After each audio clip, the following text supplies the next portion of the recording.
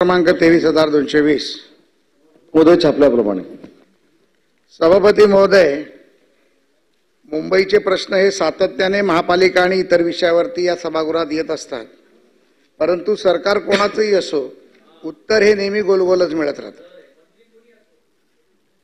महापालिका रस्ते बनवते का रस्ते खणते हा देखील प्रश्न आमच्या समोर आहे।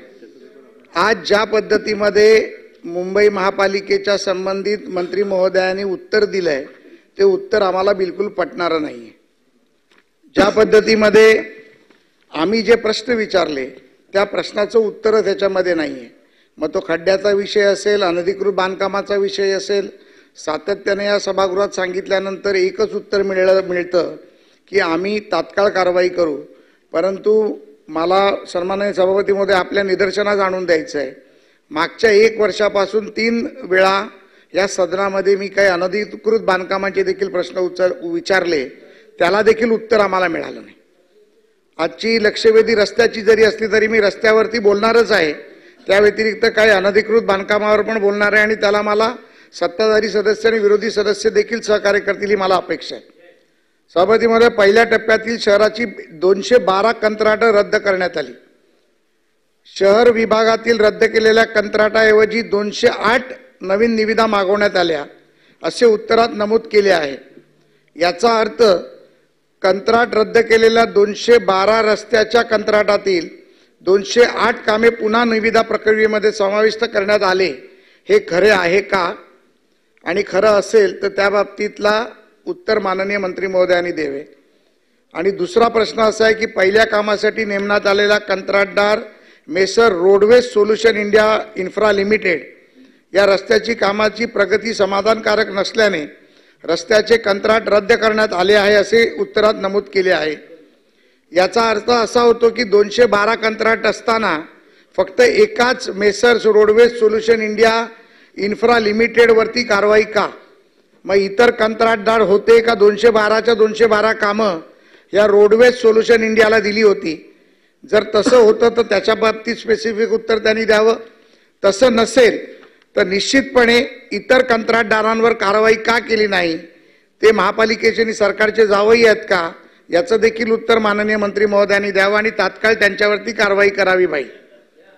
आणि या 6,000 कोटीच्या रस्त्याच्या बांधकामाची निविदा प्रक्रिया केली, उद्घाटन केली, त्यानंतर देखील आज रस्ते पूर्ण नाहीत। मुंबईकरांना त्याचे हाल सोसावे लागतायत। कदाचित भाईच्या मनात प्रश्न आहे की सत्ताधारी असताना मी हे का विचारतोय। आपण सत्ताधारी आणि विरोधक जरी असलो तरी मुंबईचे प्रश्न हे आपल्या जिव्हाळ्याचे आहेत आणि त्यासाठी आम्ही प्रश्न विचारतोय हे सभागृहाला आम्ही स्पष्ट करू इच्छितो। या व्यतिरिक्त माननीय मंत्री महोदयाच्या आणि सभापती महोदय आपल्या परवानगीने ज्या पद्धतीमध्ये मागच्या 3 वेळा या सभागृहामध्ये मी अनधिकृत बांधकामाबद्दल प्रश्न विचारला, त्यापैकी 2 प्रश्न माझे स्पेसिफिक आहेत। एक, वडाळा येथे छत्रपती शिवाजी महाराज चौक, दीनबंधू नगर, बरकत अली नाका या इथे सॉल्ट प्लान वरती मोठ्या प्रमाणावर बांधकाम झालं। कलेक्टरना विचारलं तर कलेक्टर म्हणतात महापालिका कारवाई करेल, महापालिका म्हणते कलेक्टर कारवाई करेल आणि आतापर्यंत किमान 3,000 घरं हे कोविडच्या काळामध्ये बांधली गेली। मग याला महापालिकेचं संरक्षण आहे का? प्रश्न घ्या आणि त्याच्यावरती कारवाई महापालिका करणार का?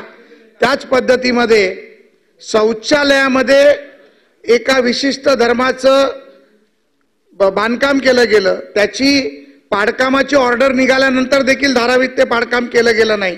तर यामध्ये महापालिकेला निर्देश देऊन ही सर्व पाडकामं करणार का?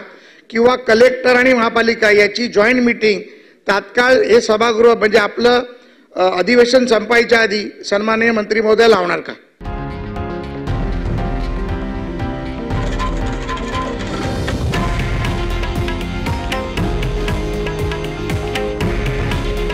हे आहे देशातील नंबर 1 न्यूज नेटवर्क आणि आपण पाहत आहात TV9 मराठी। काळजी तुमची, हित महाराष्ट्राचं।